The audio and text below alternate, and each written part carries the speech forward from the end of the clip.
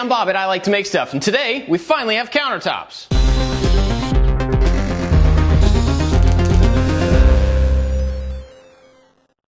We've been working on this kitchen for about 6 months, and it was going along just fine until we ran into a snag.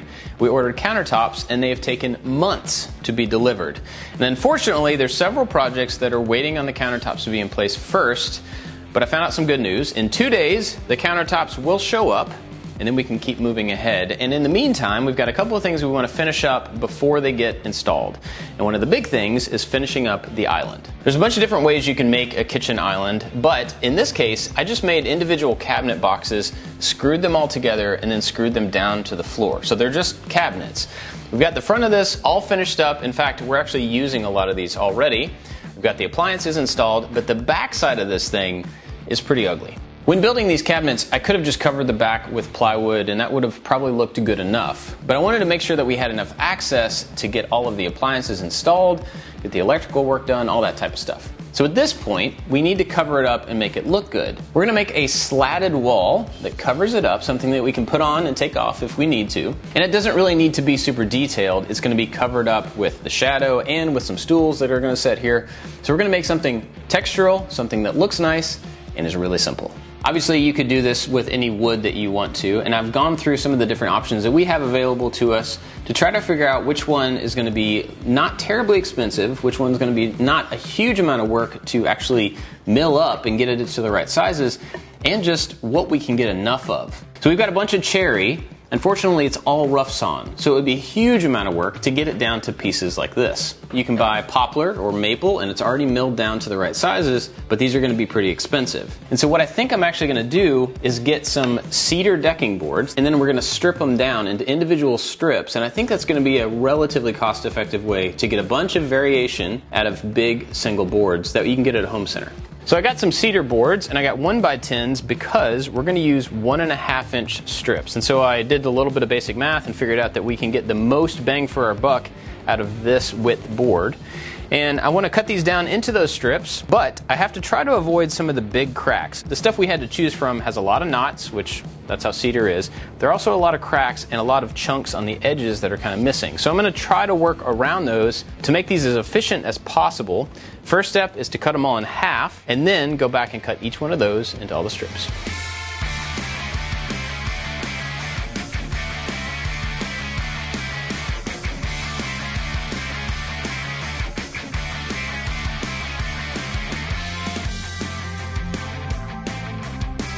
Got all the strips cut down. There's a whole bunch of them, and I think I've got them laid out how I like. We're going to have a 1/4 inch spacer that we're going to use, so the gaps are 1/4 inches, and we're just going to lay it on the top of a piece of maple plywood, and I think that bright color will fade away. Before we put these things down, though, I want to do something to them so they don't look like they just came off the shelf. So we're going to actually use a router table and run each one of these pieces over the bit on both sides to add a little round over. I did a little test piece just to make sure that I like the look, and I think it's going to look really good. So we're going to set it up on the router table, put on some headphones, and run a round over on each side of every one of these pieces.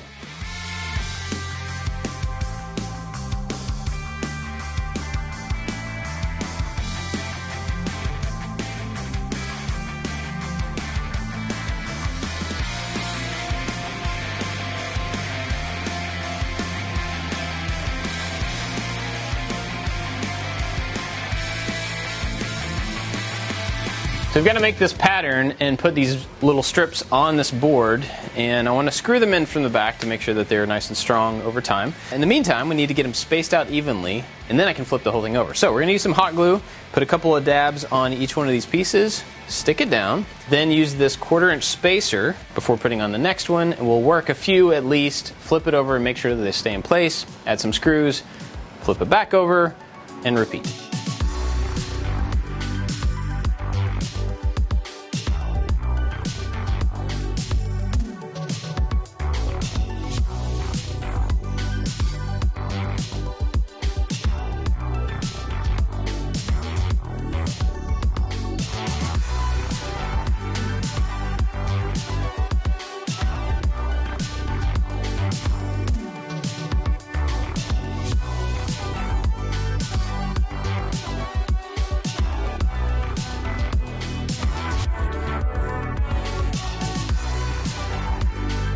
So one of the things that's difficult here is I need to put screws in line all the way down, at least 2 per piece, and it's going to be kind of hard to figure out exactly where those are in line. So I got a laser level here, and I'm going to kind of center it with the end of one piece, go on the other end, and make sure that that line is at least within the piece that I'm trying to screw into.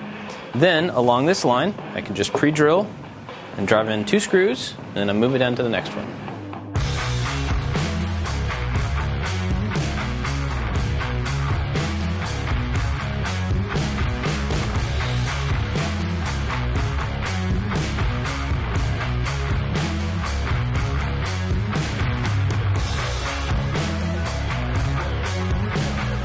So once I get both of these panels done, I'm going to have to go back and run a sander over them. They're not in too bad shape, but there definitely are some areas that are still rough from the store.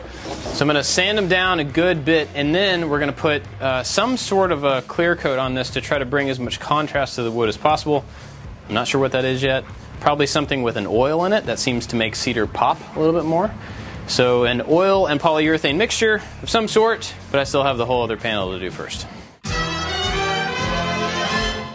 I'm going to use Teak Oil Finish for this, and this is specifically made for dense woods, but I used cedar, which is not a dense wood at all.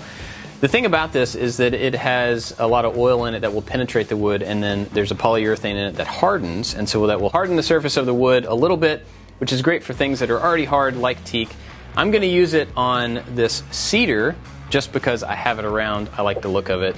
So even if it's not the perfect finish for this, it will work. You may be wondering to yourself, why did you pick cedar for an area that's going to get kicked with shoes? It's going to take damage. The stuff is pretty soft. We know that it's going to take damage. We know that it's going to wear a little bit and age. And so we kind of actually want this section to become rustic over time. Now, if there's damage to any of these, we can easily take the panel off, unscrew one piece, and replace it. So we're not really that worried about it. But we do want it to end up looking like it's been there for quite a while.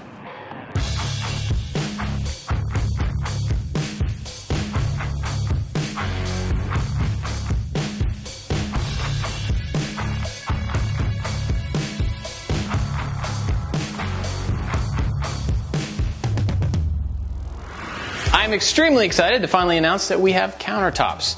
After many, many months of waiting, they got installed today and they look fantastic. We're really, really happy with them, but now I have zero excuses not to finish up the backside of this island and call it done. So to finish it up, we have one more thing to do before we can install those panels, and that's to add a plug.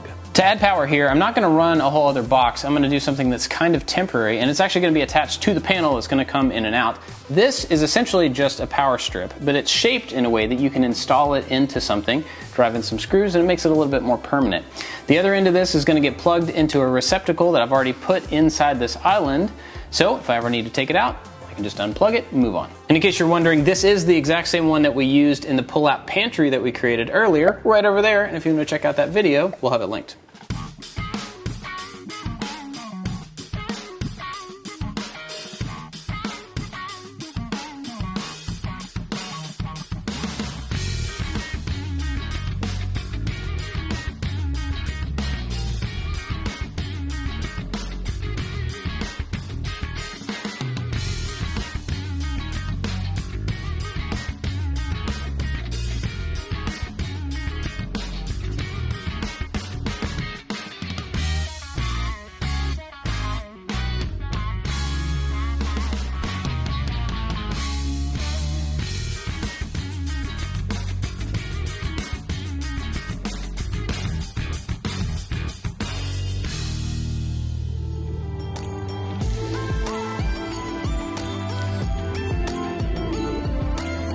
Making a kitchen island is an awesome way to upgrade your space, whether you're doing a full renovation or just a little upgrade. You can make the cabinets just like I've shown you before, and then you can cover it with whatever material fits your design or fits your budget. This part of the kitchen is completely finished, but we still have a lot to do in here. This whole wall needs a backsplash, and we need some shelves. There's a lot to do over here, even though finally we now have a place to put some food. Thank you so much for checking out this video. We've got tons of other ones that you may be interested in, and if you're not subscribed, be sure to do that as well. That's it for this one. Thanks for watching. We'll see you next time.